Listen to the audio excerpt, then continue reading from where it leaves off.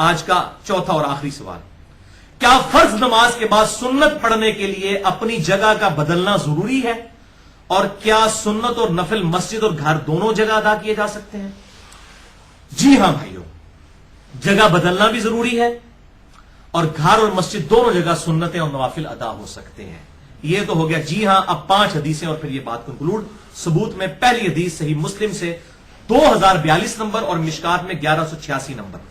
صاحب تابعی رحمہ اللہ کا بیان ہے کہ میں نے ایک مرتبہ حضرت معاویہ بن ابی سفیان رضی اللہ تعالیٰ عنہ کے ساتھ مقصورہ میں نماز پڑھی۔ مقصورہ کہتے ہیں حاکموں کے لیے اسپیشل دفتر ہوا کرتا تھا، یعنی حضرت معاویہ سیکورٹی ریزنز کی وجہ سے مسجد میں نماز نہیں پڑھتے تھے، انہوں نے مسجد کے ساتھ ایک کمرہ بنایا ہوا تھا دفتر، اسی میں وہ نماز پڑھا کرتے تھے۔ برا نہیں منانا پائی، یہ مسلم شریف بھی لکھے ہے، میں نہیں کہتا انہوں نے کہ ابو بکر عمر عثمان و علی تے شہید ہو گئے نے تے مسجد ہی نماز پڑھتے سن، تینوں جناب نماز وچ شہید ہوئے نے۔ تو یہ صحیح مسلم 2042 مشکات 1186 مقصورہ ایک خاص دفتری کمرہ ہوتا تھا جس میں جمعے کی نماز کے لیے بھی آپ دیکھ لیں مسجد میں نہیں آ رہے بلکہ اس کمرے میں سیکورٹی ریزن کی وجہ سے یا جس کی وجہ سے بھی بہرحال ہم اس پہ کوئی کمنٹس نہیں کرتے، یا پروٹوکول ہے جو بھی ہے۔ تو کہتے ہیں میں بھی ان کو ملنے گیا تو میں نے بھی اس مقصورہ میں ان کے ساتھ جمعے کی نماز ادا کی۔ تو نماز کا جب سلام پھرا تو میں نے کھڑے ہو کے سنتے پڑھنی شروع کر دی۔ اچھا کہتے ہیں میں گھر چلا گیا تو حضرت معاویہ نے میرے پیچھے ایک بندہ بھیجا۔ دیکھیں یہ صحابہ کرام کسی کی غلطی دیکھتے تھے نا اس کو بتا ضرور دیتے تھے تاکہ اپنے کندھوں سے یہ بوجھ اتر جائے۔ تو حضرت معاویہ نے اس کی غلطی دیکھی تو پیچھے بندہ بھیج کر کہا کہ آئندہ یہ کام نہ کرنا، نبی صلی اللہ علیہ وسلم ہمیں منع فرماتے تھے کہ ہم فرض نماز کے فوراً ساتھ کبھی بھی یہ سنتیں نہ پڑھیں جب تک کہ اپنی جگہ کو بدل نہ لیں یا کسی کے ساتھ باتیں نہ کر لیں، تاکہ یہ فرض کا پروٹوکول قائم رہے۔ جیسے شعبان کے آخری عشرے میں آپ روزے نہیں رکھ سکتے، صحیح مسلم میں آتا ہے، ورنہ رمضان کے روزوں کا پروٹوکول ختم ہو جائے گا۔ ہاں اگر کوئی پورا ہی رکھتا ہے مہینہ شعبان کے روزے اس کے لیے جائز ہے، لیکن کوئی اسپیشلی آخری عشرے کو ٹارگٹ کرتا ہے اس کو منع کیا گیا۔ تو یہاں پہ بھی فرض کا پروٹوکول ہے کہ سلام پھرے، گفتگو کریں اور جگہ بدلیں، پھر آپ جو ہے وہ سنتیں ادا کریں۔ تو یہ حدیث بالکل واضح ثبوت ہے۔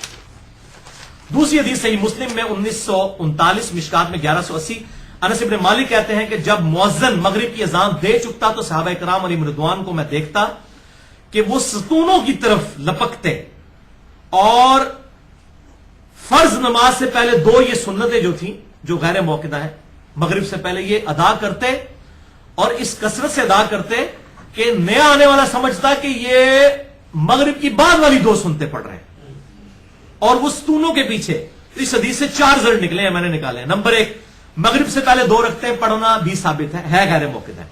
نمبر 2، مسجد میں نفل بھی پڑھے جا سکتے ہیں، سنتیں بھی، کیونکہ وہ بعد والے بھی وہ کہتے ہیں سمجھتے بعد والے پڑھنے تو صحابہ بعد والے بھی پڑھتے تھے۔ نمبر 3، صفوں کو توڑ کر سنتیں پڑھی جائیں، وہ بکھرے ہوئے ہوتے تھے، اگر کٹھے ہوں تو لوگ سمجھیں کہ فرضی پڑھ رہے ہیں۔ اور نمبر 4، سترے کا اہتمام وہ کرتے تھے، میں نے پچھلی بار سترے کے احکام بھی بتا دیے 110D کے اندر۔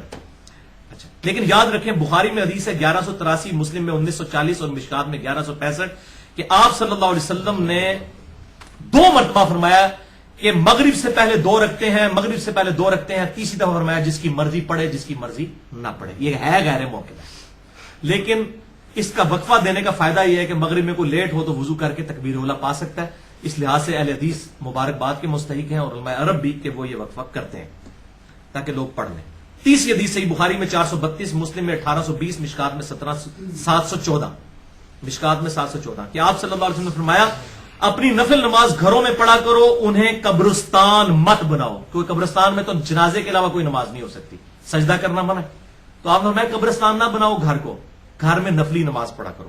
چوتھی حدیث بخاری میں 731، مسلم میں 1825، مشکات میں 1295 آپ صلی اللہ علیہ وسلم نے فرمایا لوگوں اپنے گھروں میں نماز پڑھا کرو، نفلی اور سنت نماز، بے شک آدمی کے لیے فرض نماز کے بعد سب سے افضل نماز وہ ہے جو وہ گھر میں ادا کرتا ہے۔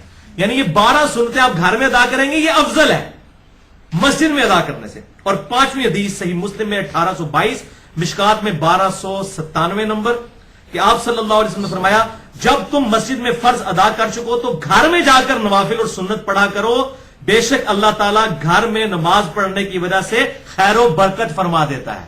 اس کے بعد وہ گنجائش رہ گئی ہے۔ اور بخاری اور مسلم کی حدیث یاد کر لیں، عائشہ والی رضی اللہ تعالیٰ عنہ، بخاری صحیح مسلم میں جو حدیث ہے 1699 اور مشکات میں 1162 کہ اما عائشہ کہتی ہیں کہ آپ صلی اللہ علیہ وسلم زور سے پہلے 4 سنتیں میرے حجرے میں ادا کرتے، پھر فجر پڑھا کے 2 سنتیں میرے حجرے میں پڑھتے، پھر مغرب کے بعد 2 سنتیں میرے حجرے میں پڑھتے، عشاء کے بعد 2 سنتیں میرے حجرے میں پڑھتے، اور فجر کی نماز پڑھانے سے پہلے 2 سنتیں پڑھ کے جاتے۔ تو آپ صلی اللہ علیہ وسلم نے فرمایا کہ برکت ہوگی، صحیح مسلم کے الفاظ ہیں گھر میں، تو آپ صلی اللہ علیہ وسلم گھر میں ہی پڑھتے تھے۔ میں الحمدللہ اس کا اہتمام کرتا ہوں، آپ کو بھی کرنا چاہیے، اور گھر کے اندر آپ کھجور کی چٹائی رکھیں، خمرہ کی سنت پہ بھی عمل کریں، مٹی پہ بھی، ماربل پہ بھی پڑھیں۔ اللہ تعالیٰ سے دعا ہے جو حق بات میں نے کہی اللہ تعالیٰ ہمارے دلوں میں راسخ فرمائے، اگر جذبات میں میرے منہ سے کوئی غلط بات نکل گئی تو اللہ تعالیٰ ہمارے دلوں سے محو کر دے، ہمیں کتاب و سنت کی تعلیمات پر عمل کر کے دوسرے بھائیوں تک پہنچانے کی توفیق عطا فرمائے۔ سبحانک اللہم و بحمدک اشہد ان لا الہ الا انت استغفرک و اتوب الیک وما علینا الا البلاغ المبین۔